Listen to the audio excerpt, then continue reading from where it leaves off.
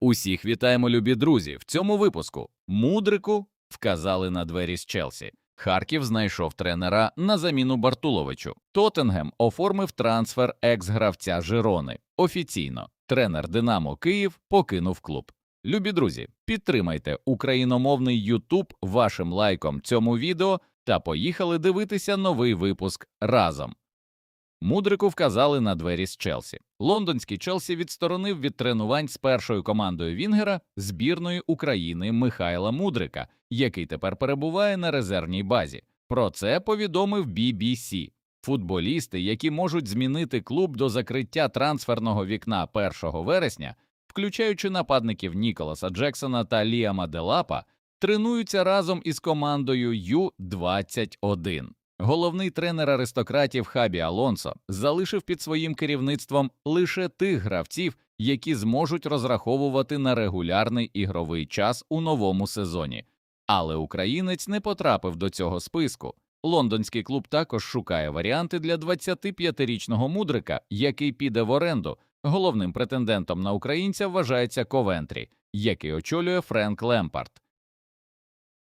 Рішення від Челсі говорять самі за себе. На Мудрика ніхто особливо не розраховує, і це не дивно, враховуючи, що гравець не грав майже 2 роки, а Челсі ставить перед собою високі завдання, в тому числі потрапляння в Лігу чемпіонів. Тут найголовніше, щоб сам Мудрик не поплив психологічно та зрозумів, що зараз оренда – це єдиний нормальний для нього вихід, і що не треба перебирати носа та відхиляти усі пропозиції, які він має. І Ковентрі, і Байер, і Севілья – це гарні варіанти для Мудрика у нинішньому стані, тим паче до кінця трансферного вікна залишилося трохи більше тижня. Харків обрав 2 тренерів, які можуть замінити Бартуловича. Футбольний клуб Харків, незважаючи на довіру до головного тренера команди, все рівно шукає варіанти на випадок відставки хорвата. Про це повідомляє тато таке. За інформацією джерела, наступним тренером харківського «Гранду» може стати Олег Краснопьоров. І це один з улюблених учнів Миколи Петровича Павлова. Друге прізвище – це Ігор Йовічевич. І тут питання тільки в тому, чи вдасться Харкову фінансово зацікавити Ігора до такої міри, щоб він повернувся в Україну в дуже складних побутових умовах, повідомило джерело.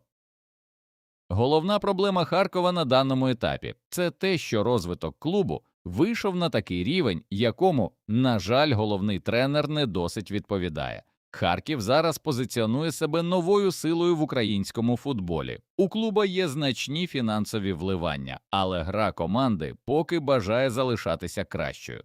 Клуб провалив кінцівку минулого сезону, початок цього сезону теж не дуже стабільний. Був непоганий матч проти Шахтаря, але до цього повний провал з Поліссям та ледь-ледь вимучена перемога над Вересом, і якщо в найближчих матчах Бартуловичу не вдасться налагодити усі механізми у грі своєї команди, то ми б радили харків'янам більше не втрачати час та терміново змінювати тренера, щоб врятувати цей сезон, інакше Харків знову залишиться без Єврокубків. Шахтар підписав чергового бразильського діаманта. Шахтар оголосив про перехід атакувального півзахисника Габріела Карвальо.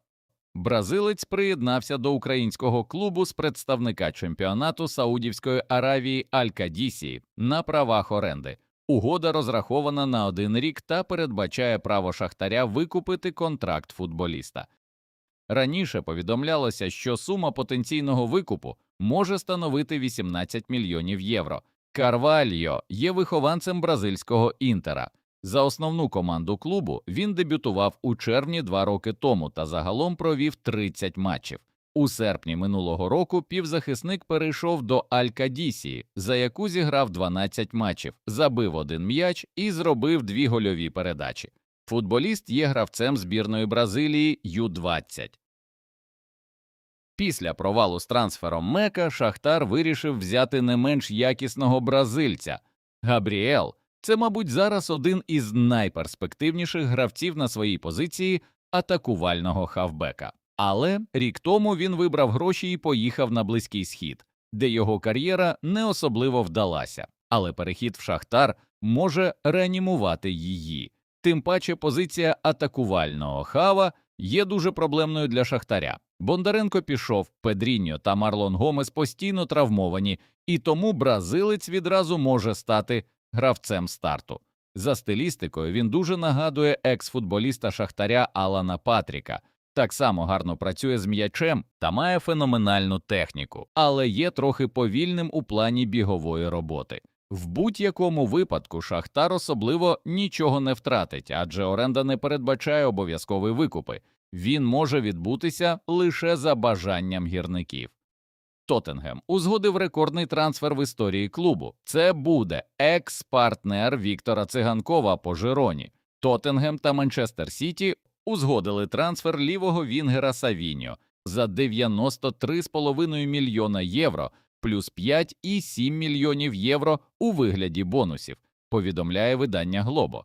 Очікується, що незабаром гравцю дозволять вилетіти до Лондона для проходження медогляду. Зазначається, що трансфер Савіньо стане рекордним продажем в історії Ман-Сіті. Минулого сезону він забив 4 голи та віддав 2 асисти в 36 матчах за клуб. До цього рік тому він був гравцем Жирони. Разом із Довбиком та Циганковим виграв бронзу для клубу. Цей трансфер Савіньо показує дві речі. Перше – це наскільки зараз перегрітий трансферний ринок, де за відносно посереднього бразильця, який не досить вдало зіграв в минулому сезоні, клуби готові платити майже 100 мільйонів євро. Ну і друге – це, звичайно, паралель із Циганковим. Поки за Савіньо дають 100 мільйонів, то Віктору не можуть знайти клуб навіть за 15. Звичайно, бразильцю лише 22 роки, і вік тут грає ключову роль, але навіть якщо ми згадаємо ту Жирону, то там Циганков сяяв не менше, ніж Савіньо.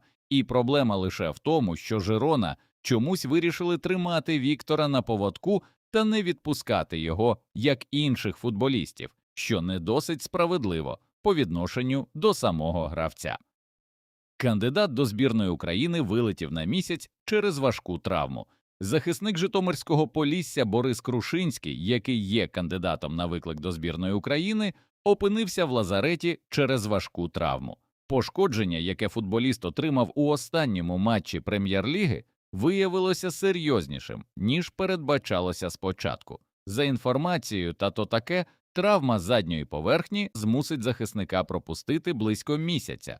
У кращому разі Крушинський повернеться на поле в матчі 7-го туру проти Кривбасу 19 вересня. Таким чином, гравець, який повинен був стати альтернативою Миколенко на лівому фланзі захисту, не зіграє у матчах Ліги націй за збірну України. Офіційно тренер «Динамо Київ» покинув команду. Один із тренерів «Динамо» з фізичної підготовки Олександр Васильєв оголосив про свій відхід із київського клубу. У своїй промові екс-наставник киян подякував Віталію Кулибі, який свого часу запросив його в клуб, а також Сергію Андрющенку. Цікаво, що при цьому головний наставник киян по фізпідготовці Кулиба залишається у київському клубі і надалі. Тільки лінивий не побачить проблем «Динамо» з фізпідготовкою. Кожного літа у клуба постійно одне і те саме – купа травм та пошкоджень. Але Суркіс та тренерський штаб нічого з цим не роблять, при всій повазі до Кулиби.